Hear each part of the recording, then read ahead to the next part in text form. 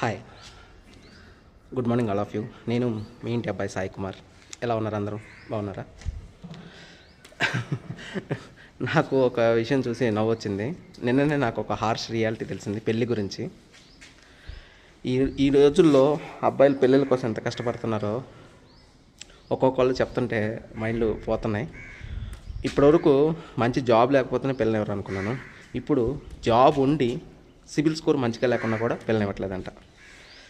ఇదేంద్రా బాబు, సిబిల్ స్కోర్తో వీళ్ళకేం పని అనుకుంటే, ఈ మధ్య ఆడపిల్లల తల్లిదండ్రులు ఎంత అడ్వాన్స్గా ఆలోచిస్తున్నారంటే,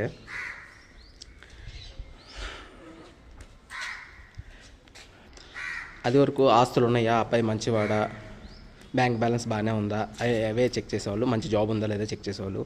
ఇప్పుడు ఫ్యూచర్లో చేసే అప్పుకి వీడు అర్హుడా కాదా, బ్యాంకులో వీడికి లోన్ ఇస్తారా లేదా అనేది కూడా చెక్ చేస్తున్నారు.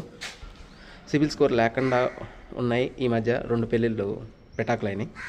సో మీ సిబిల్ స్కోరు మీరు మంచిగా మెయింటైన్ చేయండి. క్రెడిట్ కార్డులు ఉంటే బిల్స్ టెన్షన్గా కట్టండి, లేకపోతే మీ సిబిల్ స్కోర్ అనేది డౌన్ఫాల్ అవుతుంది. దీని మీద, ఈ పెళ్లి టాపిక్ మీద మన ఛానల్లో మంచి వీడియో రాబోతుంది. So be maintain the CIBIL score.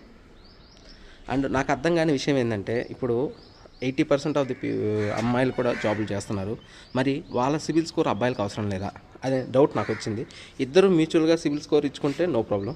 But అమ్మాయిలను అడగకుండా ఓన్లీ అబ్బాయిలదే అడుగుతుంటే, మళ్ళీ ఇద్దరు జాబ్ చేస్తుంటే, అది మటుకి నాకు ఈక్వాలిటీ నాకేం కనిపించలేదు. సో దీని గురించి మీరేమనుకుంటున్నారు? ప్లీజ్ మీ కామెంట్ రూపంలో తెలియజేయండి. ఇట్లు మీ ఇంటి అబ్బాయి సాయి కుమార్, సైనింగ్ ఆఫ్.